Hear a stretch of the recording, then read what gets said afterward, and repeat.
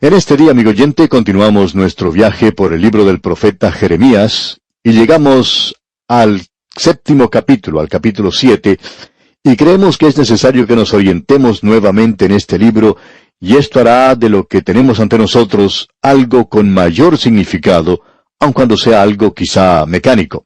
Vimos de los capítulos 2 hasta el 6 algunas profecías que Jeremías dio durante los primeros 5 años de su ministerio, lo que indica que probablemente él comenzó a profetizar cuando tenía unos 20 años de edad.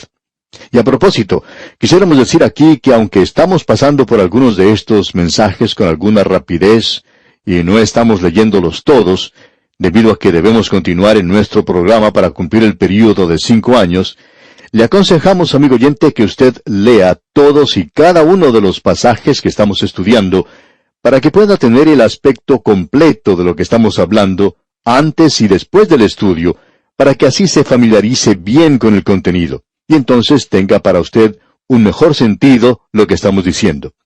Decíamos pues que en los capítulos 2 hasta el 6, tenemos algunas profecías que Jeremías dio durante los primeros 5 años de su ministerio, lo que indica que probablemente él comenzó a profetizar cuando tenía una edad de 20 años. Ahora, siendo un joven, él dio profecías que, según podemos observar, eran muy serias y severas, profecías que condenaban a su pueblo y en las cuales él también pronunciaba un juicio. Llegamos ahora a los capítulos 7 hasta el 9, y las profecías que encontramos aquí fueron dadas después que el pueblo había hallado la ley en el templo, habiéndolo limpiado bajo el liderazgo del rey Josías. Así es que en el día de hoy queremos analizar esto en esta sección en particular que nos habla de algo que ocurrió en el templo. Usted bien puede imaginarse los antecedentes de esto, que este hombre Josías tenía una gran preocupación por su pueblo y obviamente tenía una relación maravillosa personal con Dios y que también era un hombre joven. Aparentemente Josías y Jeremías eran buenos amigos. Probablemente ellos eran de la misma edad. Cuando se estaba llevando a cabo la limpieza del templo, se encuentran los libros de la ley. En realidad, Hilcías, el sacerdote, y evidentemente Hilcías era el padre de Jeremías, encuentra los libros de la ley, y entonces se lleva a cabo la reparación del templo, y esto fue algo maravilloso, por supuesto. Y encontramos que este hombre Jeremías da una profecía a su pueblo. Él se para a la puerta del templo para dar este mensaje, y así es como comienza este capítulo 7, porque leemos en los versículos 1 y 2, Palabra de Jehová que vino a Jeremías diciendo, Ponte a la puerta de la casa de Jehová, y proclama allí esta palabra, y di, Oíd palabra de Jehová todo Judá, los que entráis por estas puertas para adorar a Jehová. Deberíamos decir aquí que hay aquellas personas que piensan que esta profecía es muy similar a la presentada en el capítulo 26 de este mismo libro de Jeremías. La profecía es muy similar, pero si usted presta atención a lo que dice allí, lo que se menciona en el capítulo 26, es algo diferente, ya que Jeremías no está a la puerta del templo, sino que se encuentra en el atrio de la casa del Señor. Él ha pasado a través de la puerta y da su mensaje desde aquel atrio, es decir que él no ha cambiado su punto de vista. Lo que se presenta posteriormente fue bajo el reinado de otro rey. Vamos a poder ver esto cuando estudiemos esta parte del libro de Jeremías. Pero aquí lo vemos al profeta dando este mensaje. Tuvo lugar en el 18º año del reinado de Josías, y este es el 5º año del ministerio de Jeremías. Él da este mensaje. Los temas del mensaje son en primer lugar el templo y luego la ley. Podemos dividir esto de la siguiente manera. El capítulo 7, desde el versículo 1 de este capítulo 7 hasta el versículo 3 del capítulo 8, nos presenta el templo. Luego, de allí en adelante hasta el capítulo 10, tenemos la ley ante nosotros, es decir, el libro que ellos habían hallado. Y es muy importante que podamos ver esto porque vemos ahora que el templo ha sido reparado. Se ha hallado el libro de la ley y el pueblo regresa al templo en gran número. Eso era lo que todos querían hacer, y ellos estaban hablando como si estuvieran regresando a Dios. Y este joven Jeremías se planta a la puerta de la casa del Señor y les da este mensaje, porque al estar ubicado en ese lugar, él puede escuchar la conversación de la gente. Y aquí tenemos algo que necesitamos notar, y es algo de suma importancia. Leamos el versículo 3 de este capítulo 7 de Jeremías. Así ha dicho Jehová de los ejércitos, Dios de Israel: Mejorad vuestros caminos y vuestras obras, y os haré morar en este lugar. Tenemos algo aquí muy interesante. Esta gente estaba regresando al templo, y estaba regresando a adorar en el templo, pero no había ningún cambio en sus vidas. Ellos estaban viviendo de la misma manera que antes, cuando se encontraban en la idolatría, y estaban adorando a los ídolos. Esto no había causado ningún cambio en sus vidas. Era un avivamiento externo nada más, en esa época en particular. Luego llegó un tiempo cuando fue un poco más real, digamos, que lo que había sido hasta entonces. Pero esto aquí no es otra cosa sino aquello que se demuestra exteriormente, algo muy superficial, y eso es lo que notamos en este lugar. Vamos a ver que aquí se demuestra la actitud, la disposición de esta gente, y eso era precisamente lo que le preocupaba a este joven profeta Jeremías. La gente estaba diciendo algo como lo que vamos a ver en el versículo 4. Leamos. No fiéis en palabras de mentira, diciendo, templo de Jehová, templo de Jehová, templo de Jehová es este.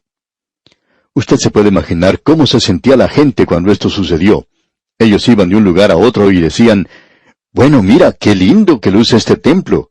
¿No es algo hermoso? ¿No es verdad que hicieron un buen trabajo en repararlo? ¿No es cierto que es bueno regresar al templo otra vez? ¿No es esto como los viejos tiempos? Y así es como actuaban ellos, pero no había un regreso genuino a Dios. Y eso fue lo que notó Jeremías. Es por eso que él dijo, no se fíen en esas palabras mentirosas que están diciendo. Ustedes están actuando como si eso fuera la cosa más grande del mundo, el poder regresar al templo.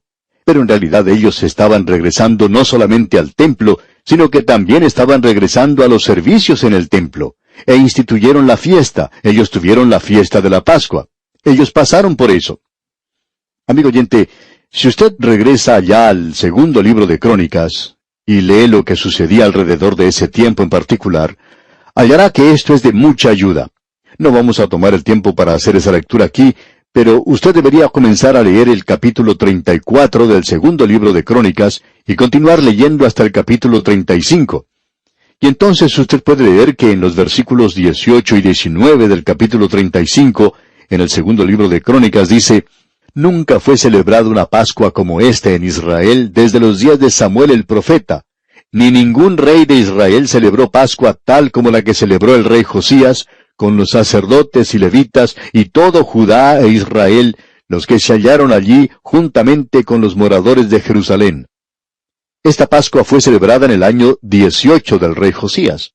Amigo oyente, esto fue algo grandioso en realidad. Esto fue algo maravilloso. Pero este hombre Jeremías se dio cuenta que ellos no estaban cambiando su modo de vivir. Ellos estaban viviendo de la misma manera como vivían antes. Y ahora él se está refiriendo en realidad no a la ley de Moisés, los 10 mandamientos, sino que él va más allá, a aquello que el Señor mencionó en Éxodo después de haberle dado los 10 mandamientos. Y usted podrá ver, y eso cuando usted comienza a leer allá en Éxodo capítulos 21, 22 y 23, podrá ver que él comenzó a tratar con la vida de Israel en la forma en que se vivía entonces, y cómo la gente vive hoy. Ahora escuche lo que dice Jeremías aquí en el capítulo 7 de su libro, versículo 9. Dice, hurtando, matando, adulterando, jurando en falso, e incensando a Baal, y andando tras dioses extraños que no conocisteis.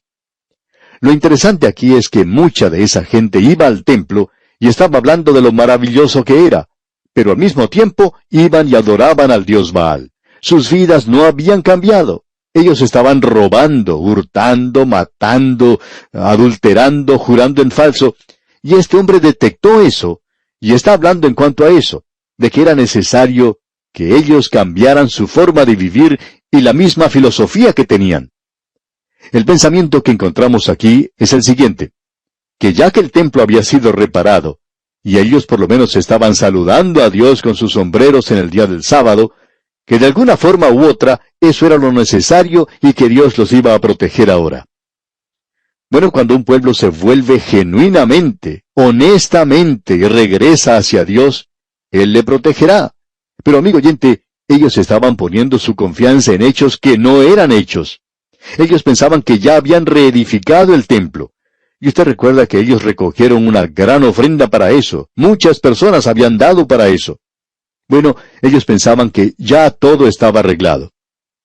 De seguro que usted se da cuenta que aquí vamos a hacer una aplicación para esto, amigo oyente. Debemos decir aquí que no conocemos ningún otro libro que calce tan bien en la hora presente y que tenga un mensaje como este libro de Jeremías tiene para nosotros hoy. Fue durante el tiempo después de la Segunda Guerra Mundial que algo similar sucedió en los Estados Unidos. Tuvo lugar una pequeña ola de avivamiento y hubo varios evangelistas en esa época que se hicieron populares y que reunían a las multitudes. Y en aquel tiempo fue cuando el Dr. J. Vernon McGee comenzó estos estudios bíblicos que llamaron mucho la atención. Se dijo de eso que era la reunión de semana más grande de los Estados Unidos. Y eso continuó por 20 años. Pero el así llamado avivamiento había desaparecido mucho antes de eso. Lo interesante de notar es que todo esto era algo nada más que superficial. Y uno podía escuchar decir a la gente, el número de personas en la iglesia se ha duplicado o triplicado. Y hemos tenido que agregar sillas al lugar. Tuvimos que edificar un edificio nuevo y finalmente hemos tenido que mudar la iglesia a otro sitio y construir un edificio nuevo. Hubo un pastor que construyó un edificio para la iglesia, completamente nuevo, en el este de los Estados Unidos. Cuando se mudó a ese lugar, había como 2,000 personas que asistían a las reuniones. Él decía que el problema con esto era que cuando él recibió una iglesia nueva, no recibió gente nueva. Deberíamos haber tenido gente nueva, dijo él. Esa gente debería haber sido hecha nueva, pero no fue así. Era la misma gente en una iglesia nueva. Y ellos no interpretaron eso como deberían haberlo hecho. Pensaban que eso representaba crecimiento y desarrollo espiritual. Hasta aquí el comentario de ese pastor. Pero amigo oyente, eso no es así. Bueno, eso es lo que Jeremías está diciendo aquí. Luego él dice algo más. En realidad fue algo que el Señor Jesucristo usó en su ministerio terrenal. Leamos ahora el versículo 11 de este capítulo 7 de Jeremías. ¿Es cueva de ladrones delante de vuestros ojos esta casa sobre la cual es invocado mi nombre? He aquí que también yo lo veo, dice Jehová. En aquel día, esta gente se pasaba la semana robando a sus hermanos. Esto no cambió su acostumbrada forma de negociar. Eso no cambió sus vidas. Había mucha inmoralidad. Hay muchas personas que piensan que si nosotros tenemos estos grandes movimientos religiosos y tenemos conferencias, que esto es el movimiento del Espíritu de Dios en el día de hoy. Pero la gente no interpreta correctamente eso. Pero amigo oyente, debemos decir que eso no es un avivamiento. No es un avivamiento a no ser que transforme su vida. Amigo oyente, el movimiento provocado por Wesley en Inglaterra casi barre con la industria licorera de ese país. Cuando penetró en sus fábricas, fueron creadas leyes laborales que protegían a los menores.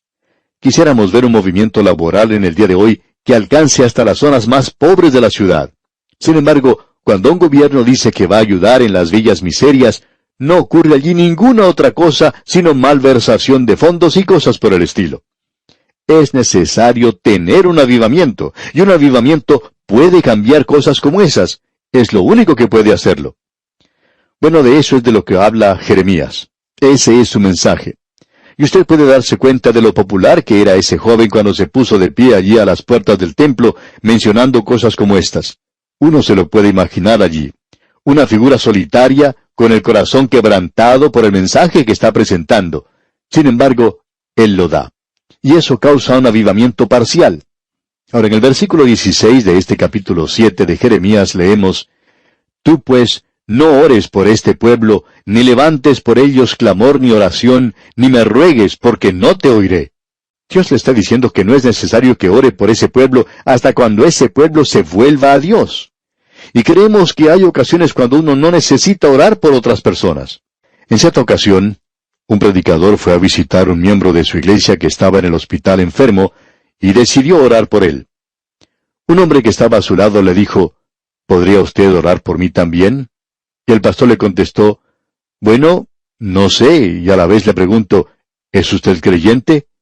Y este hombre le contestó, no, pero creo en Dios. El pastor le dijo entonces, bueno, eso no hace de usted un creyente, debe confiar en Cristo. Y el pastor le presentó entonces el Evangelio, pero este hombre no quería aceptar el Evangelio. Y entonces el pastor le dijo, yo voy a orar por usted, pero no de la forma como usted quiere que yo ore. Usted quiere que yo ore por usted y le pida al Señor que le mejore y que usted reciba una bendición. Pero yo voy a orar para que usted sea salvo. Esa es la única oración que yo puedo hacer por usted. Y amigo oyente, en el día de hoy estamos orando por muchas personas para que sean bendecidas, cuando deberíamos estar orando para que esas personas lleguen a ser salvas. Ahora, eso es lo que Dios está diciendo a Jeremías. No te quedes allí en el templo orando por esas personas. Lo que ellos necesitan hacer, si tú vas a orar, es orar para que ellos regresen a Dios, orar para que ellos lo hagan, y tú les estás dando a ellos mi mensaje. Amigo oyente, esto nos está hablando directamente a nosotros. No es lo que usted hace un domingo, amigo oyente, sino lo que usted hace de lunes en adelante. No nos interesa si el hombre va a la iglesia el domingo o no, sino que queremos verlo actuar el día lunes, el día martes y todos los demás días.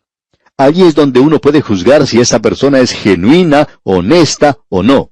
Pasando ahora al versículo 23 de este capítulo 7 de Jeremías, leemos: Mas esto les mandé diciendo: Escuchad mi voz, y seré a vosotros por Dios, y vosotros me seréis por pueblo, y andad en todo camino que os mande, para que os vaya bien. Es decir que Dios les dice a ellos: yo quiero que ustedes me obedezcan. Este asunto de ir al templo es algo maravilloso, es algo bueno, pero no lo es cuando vuestras vidas contradicen eso. Hay muchas personas que van a la iglesia no para adorar allí a Dios, sino para encontrarse con otras personas. Sus vidas no han sido cambiadas. Ellos continúan con sus chismes, continúan crucificando a otros creyentes y no se preocupan si tienen que golpear en la espalda a otra persona. Ellos aún se encuentran en el mundo. Nos damos cuenta que esas personas mencionadas aquí continuaban adorando los altares de Baal, estaban viviendo de la misma manera que antes. No tenían ninguna clase de testimonio. No es el testimonio que usted presenta en la iglesia, es el testimonio que usted da en el mundo lo que cuenta, amigo oyente. Esto es algo muy personal, ¿no le parece? Y luego en el versículo 27 de este mismo capítulo 7 de Jeremías leemos: Tú pues les dirás todas estas palabras, pero no te oirán. Los llamarás y no te responderán. Jeremías no pudo ver a mucha gente que levantara la mano en su reunión, y tampoco tuvo a muchos que pasaran adelante al finalizar el culto. Él no tuvo a nadie. Pero amigo oyente, Dios le dijo a Jeremías que él había hecho su tarea. Lo que él tenía que hacer era presentar su palabra. Y lo importante, lo más importante para usted y para mí, amigo oyente, no es que podamos contar cabezas hoy, sino que lo importante es que podamos regresar a Dios y decirle que hemos sido fieles en presentar su palabra, y que hemos tratado de apoyar lo que dijimos. Él llama en el versículo 29 a esa generación, generación de ira.